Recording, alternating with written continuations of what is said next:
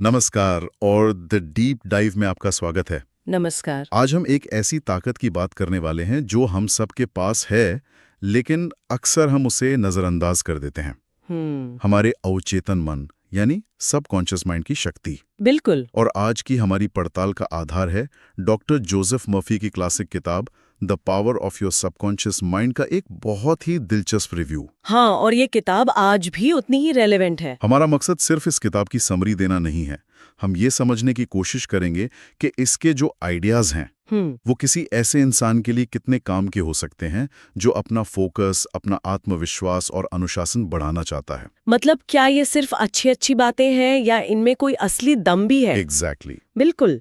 और इस चर्चा में हम सिर्फ ये नहीं देखेंगे कि किताब क्या कहती है, बल्कि ये भी कि ये क्यों कहती है। अच्छा। इस रिव्यू में किताब की खूबियों के साथ साथ उसकी कमियों पर भी रोशनी डाली गई है, तो हम एक संतुलित नजरिया अपनाएंगे। अब बहुत बढ़िया। ये समझने के लिए कि इस ज्ञान को असल जिंदगी में कैसे इस्तेमाल किया जाए बिना किसी झूठी उम्मीद के। चलिए तो फिर शुरू करते हैं। किताब का जो सबसे बुनियादी और सबसे बड़ा आइडिया है वो सुनने में बहुत आसान लगता है। आपके विचार हकीकत बन जाते हैं। मतलब हम जो भी लगातार सोचते हैं जी, हमारा अवचेतन मन उसे सच मान लेता है। उसे सच मान लेता है। पर ये काम कैसे करता है? क्या ये कोई जादू है? नहीं, ये जादू नहीं, बल्कि एक ऑपरेटिंग सिस्टम की तरह है। सोचिए कि आपका जो चेतन मन है यानी कॉन्शियस माइंड, हाँ। वो एक जहाज का कप्तान है। हाँ। वो फैसले लेता है, निर्देश देता है और मंजिल तय करता है। ठीक है। लेकिन अवचेतन मन उस जहाज के इंजन रूम में बैठी एक विशाल टीम की तरह है जो कप्तान के हर आदेश को बिना सवाल किए मानती है। अच्छा, बिना सवाल किए। हाँ, उसे ये नहीं पता कि जहाज सही दिशा में जा रहा है या किसी तूफान की तरफ। उसका काम सिर्फ आदेश का पालन करना है। ये तो बहुत दिलचस्प एनालॉजी है। इसका मतलब अगर कप्तान यानी हमारा चेतन मन बार बार ये सोचे कि मैं ये नहीं कर सकता या मेरी किस्मत ही खराब है, तो इंजन रूम की टीम उसी हिसाब से जहाज की रफ्तार धीमी कर देगी या उसे गलत दिशा में मोड़ देगी। एकदम सही। और सबसे जरूरी बात यह है कि इंजन रूम की इस टीम के पास तर्क करने की शक्ति नहीं है। अच्छा। वो मजाक भी नहीं समझती। अगर आप मजाक में भी खुद को नाकाम कहते हैं तो वो उसे एक निर्देश की तरह, एक कमांड की तरह दर्ज कर लेती है। ओह। इस किताब का पूरा सार इसी एक बात पर टिका है कि अगर हमें अपनी जिंदगी का जहाज सही दिशा में ले जाना है तो हमें कप्तान को सही निर्देश देना सिखाना होगा। ठीक है, तो ये तो समझ आ गया कि अवचेतन मन एक शक्तिशाली जमीन की तरह है जो कुछ भी उगा सकता है, या एक इंजन रूम है जो कोई भी निर्देश मान सकता है। लेकिन असली सवाल ये है, अगर किसी के दिमाग में सालों से नकारात्मक विचारों के जंगली पौधे उगे हुए हैं, तो उन्हें साफ करके नए सकारात्मक बीज कैसे बोए जाएं? बिल्कुल। इस रिव्यू में इसका कोई प्रैक्टिकल तरीका बताया गया है? हाँ, और यहीं पर यह किताब सिर्फ फिलॉसफी से निकलकर एक प्रैक्टिकल गाइड बन जाती है। उस रिव्यू में 2 मुख्य तकनीकों पर खास जोर दिया गया है। कौन सी? पहली है अफर्मेशंस, यानी अफर्मेशंस। अफर्मेशंस, ये शब्द तो बहुत सुना है, लेकिन क्या ये सिर्फ खुद को झूठा दिलासा देना नहीं है? मतलब बहुत से लोग कहेंगे कि सिर्फ मैं अमीर हूं बोलने से कोई अमीर तो नहीं हो जाता। सही बात है। या मैं शांत हूं बोलने से गुस्सा गायब नहीं हो जाता। हमारी सोर्स के लेखक इस स्केप्टिसिज्म को कैसे देखते हैं? ये बहुत अच्छा सवाल है और ये शंका जायज भी है।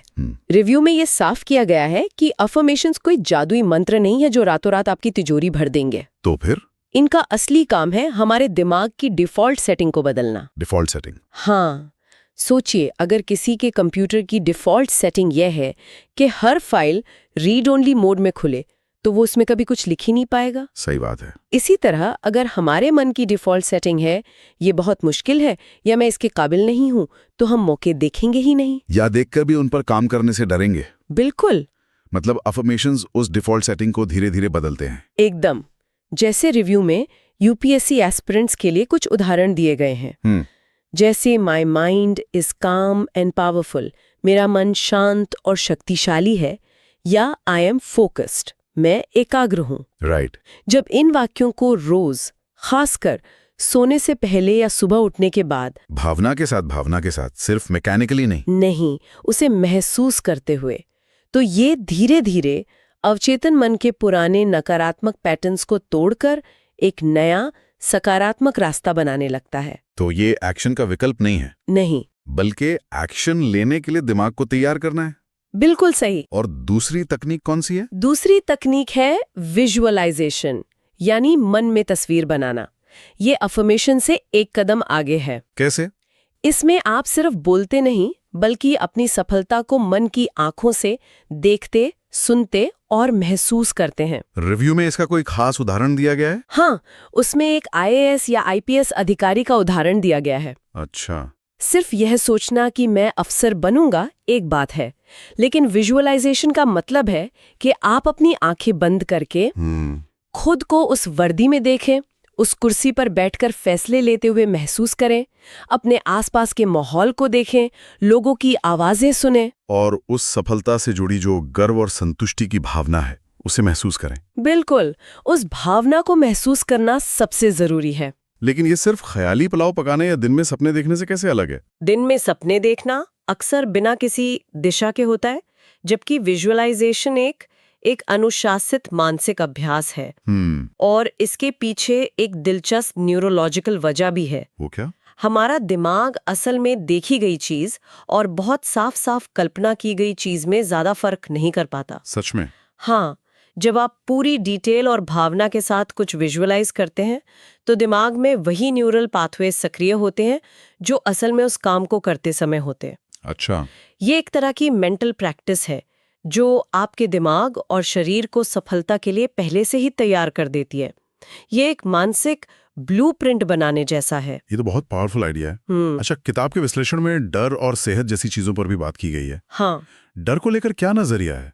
सुनने में तो आता है कि डर सिर्फ एक सोच है, पर जब किसी को सच में स्टेज फ्राइट होता है तो उसकी धड़कनें टाइज हो जाती हैं, हाथ कांपने लगते हैं। बिल्कुल, फिजिकल सिम्टम्स होते हैं। और डर तो बहुत असली लगता है। क्या सिर्फ तस्वीर बदलने से ये सब ठीक हो सकता है? ये थोड़ा ज्यादा सरल नहीं लगता? ये सवाल इस विषय के दिल तक जाता है। किताब का तर्क ये नहीं है कि डर का शारीरिक असर असली नहीं होता, वो बिल्कुल असली होता है। तर्क ये है कि उस शारीरिक प्रक्रिया का स्रोत, उसका जो ओरिजिन है, वो एक विचार है। अच्छा। डर एक चेन रिएक्शन की तरह है। पहला लिंक एक नकारात्मक विचार या तस्वीर है, जैसे सब मुझ पर हंसेंगे, हाँ। जो फिर एक भावनात्मक प्रतिक्रिया पैदा करता है, यानी घबराहट। और फिर वो भावना शारीरिक प्रतिक्रिया को ट्रिगर करती है, जैसे तेज धड़कन। किताब कहती है कि अगर आप चेन के पहले लिंक यानी विचार को ही बदल दें तो पूरी चेन टूट सकती है। तो इसका तरीका क्या होगा?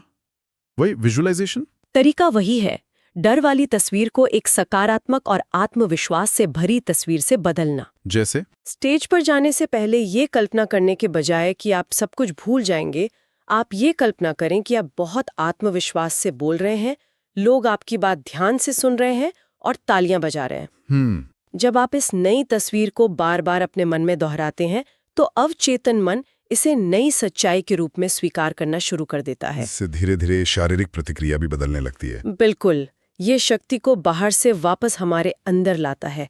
ये कहता है कि डर का रिमोट कंट्रोल हमारे अपने हाथ में है। और मन की हीलिंग पावर के बारे में क्या? किताब का रिव्यू इस पर क्या कहता है? ये थोड़ा विवादित क्षेत्र लगता है। हाँ, और यहाँ पर रिव्यू एक बहुत जिम्मेदार नजरिया अपनाता है। अच्छा। किताब में ऐसे कई उदाहरण हैं जहाँ लोगों ने सिर्फ सकारात्मक विश्वास से बीमारियों को ठीक किया, लेकिन रिव्यू ये साफ करता है कि इसे मेडिकल सलाह का विकल्प बिल्कुल नहीं समझना चाहिए। ये बहुत जरूरी पॉइंट है। हाँ, ये हिस्सा वैज्ञानिक रूप से 100% साबित नहीं है। तो फिर इसका क्या मतलब निकाला जाए? इसे कैसे समझें? इसका मतलब है माइंड बॉडी कनेक्शन की ताकत को समझना। हाँ। आज तो विज्ञान भी ये मानता है कि तनाव, चिंता और नकारात्मक सोच हमारी इम्यूनिटी को कमजोर कर सकती है। हाँ, और बीमारियों को बढ़ा सकती है। बिल्कुल। वहीं एक सकारात्मक और शांत मन शरीर की जो प्राकृतिक हीलिंग प्रक्रिया है उसे तेज कर सकता है। तो किताब का ये हिस्सा प्रेरणा देने का काम करता है कि मेडिकल इलाज के साथ साथ अपनी मानसिक स्थिति को भी मजबूत रखना कितना जरूरी है। ये इलाज का एक हिस्सा हो सकता है, उसका विकल्प नहीं। ठीक है, तो हमने किताब के मुख्य विचारों को समझ लिया। अवचेतन मन कैसे काम करता है, उसे रीप्रोग्राम करने की तकनीकें और डर और सेहत पर उसका असर। अब उस सवाल पर आते हैं जो शायद कई लोग सोच रहे होंगे, क्या ये सब सच में काम करता है? इस रिव्यू में किताब का जो संतुलित विश्लेषण है उसकी खूबियां और कमियां क्या हैं? ये बहुत जरूरी हिस्सा है। खूबियों की बात करें तो रिव्यू के अनुसार सबसे बड़ी खूबी है किताब की सरल और आसान भाषा। इसे समझने के लिए किसी साइकोलॉजी की डिग्री की जरूरत नहीं है, कोई भी पढ़ सकता है। कोई भी। दूसरी खूबी है असल जिंदगी के ढेरों उदाहरण जो इन आइडियाज को रिलेटेबल बनाते हैं। और सबसे बड़ी बात, ये एक सकारात्मक मानसिकता को मजबूत करती है जो किसी भी बड़े लक्ष्य के लिए, खासकर पढ़ाई और अनुशासन के लिए, बहुत जरूरी है। और कमियों के बारे में क्या? क्योंकि कोई भी चीज परफेक्ट नहीं होती। बिल्कुल, रिव्यू में कुछ बहुत ही वाजिब कमियां भी बताई गई हैं। पहली, किताब की कुछ बातें बहुत आध्यात्मिक या स्पिरिचुअल लग सकती हैं जो शायद हर तार्किक सोच वाले इंसान को पसंद ना आए। हो सकता है। दूसरी, जैसा हमने पहले भी बात की, इसमें दिए गए ज्यादातर उदाहरण वैज्ञानिक तथ्यों के बजाय व्यक्तिगत अनुभवों पर आधारित हैं। एनेक्डोटल एविडेंस जिसे कहते हैं। हाँ बिल्कुल। और शायद सबसे बड़ी कमी, बहुत ज्यादा आशावादी है। अच्छा। और कभी-कभी ये व्यावहारिक मेहनत यानी प्रैक्टिकल एफर्ट वाले हिस्से को कम आंकती है। ये सोच की शक्ति पर इतना जोर देती है कि पाठक को ये भ्रम हो सकता है कि सिर्फ सोचने से ही सब कुछ हो जाएगा। हाँ, ये एक खतरा हो सकता है, जैसे आजकल टॉक्सिक पॉजिटिविटी भी कहते हैं। एग्जैक्टली। जहां इंसान एक्शन लेने के बजाय सिर्फ अच्छा सोचता रहता है। एकदम। और ये एक अहम सवाल उठाता है, क्या सिर्फ सकारात्मक सोचने से सफलता मिल जाती है या उसके लिए उतनी ही मेहनत और सही रणनीति भी जरूरी है? बिल्कुल। सच तो ये है कि सोच और कर्म दोनों का संतुलन ही सफलता की कुंजी है। विचार बीज है, लेकिन कर्म पानी और खाद है। वाह, क्या बात है। बिना कर्म के सबसे अच्छा बीज भी जमीन में पड़ा रह जाएगा। ये किताब बीज चुनने में आपकी मदद करती है, लेकिन फसल उगाने की मेहनत आपको ही करनी होगी। तो इन सब बातों को ध्यान में रखते हुए ये किताब असल में किसके लिए है? रिव्यू के हिसाब से इसका आइडियल रीडर कौन है? रिव्यू के मुताबिक ये किताब खास तौर पर उन लोगों के लिए एक बेहतरीन टूल है जो ओवरथिंकिंग का शिकार हैं, जिनमें आत्मविश्वास की कमी है या जो किसी नकारात्मक मानसिक स्थिति में फंसे हुए हैं। अच्छा। इसमें यूपीएससी एस्पिरेंट्स का खास तौर पर जिक्र किया गया है क्योंकि उनकी यात्रा लंबी, अकेली और मानसिक रूप से बहुत थका देने वाली होती है। मतलब ये एक तरह का मेंटल जिम है। आप ऐसा कह सकते हैं। जो लोग किसी बड़े और लंबे लक्ष्य की तैयारी कर रहे हैं, उनके लिए ये किताब एक मानसिक सहारे या मेंटल टूलकिट की तरह काम कर सकती है। ये उन्हें अपना फोकस बनाए रखने, आत्मविश्वास को टूटने से बचाने और रोजाना अनुशासन बनाए रखने के लिए एक ढांचा देती है। शायद इसीलिए रिव्यू में इसकी ओवरऑल रेटिंग भी काफी अच्छी 4.55 दी गई है। हाँ, ये एक कैसे करें गाइड से ज्यादा एक कैसे सोचें गाइड है। तो आज डॉक्टर जोसेफ मर्फी की किताब पर आधारित इस रिव्यू की गहरी पड़ताल से हमने समझा कि हमारा अवचेतन मन एक खामोश पार्टनर की तरह है जो हमारी हर सोच को हकीकत में बदलने के लिए तैयार बैठा है, और अफर्मेशंस और विजुअलाइजेशन जैसे टूल के जरिए हम इस पार्टनर को सही दिशा दे सकते हैं। कुल मिलाकर ये किताब हमें सिखाती है कि हमारी सीमाओं और संभावनाओं का एक बहुत बड़ा हिस्सा हमारे अपने दिमाग में ही मौजूद है। बिल्कुल।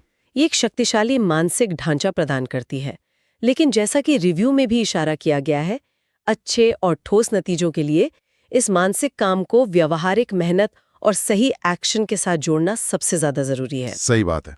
दिमाग में जीती गई लड़ाई को असल दुनिया में भी लड़ना पड़ता है। और अंत में हमारे सुनने वालों के लिए सोचने के लिए एक विचार छोड़ जाते हैं। अगर हमारा अवचेतन मन हमारे दिए गए हर निर्देश को, चाहे वो अच्छा हो या बुरा, सच मानकर उस पर काम करना शुरू कर देता है, तो हमारी आज की जिंदगी, हमारी आदतें, हमारे रिश्ते और हमारी सफलता या असफलता उन अनगिनत छोटे बड़े निर्देशों का कितना बड़ा नतीजा है जो हमने शायद कभी अनजाने में ही बातों बातों में या दूसरों को सुनकर खुद को दिए हैं।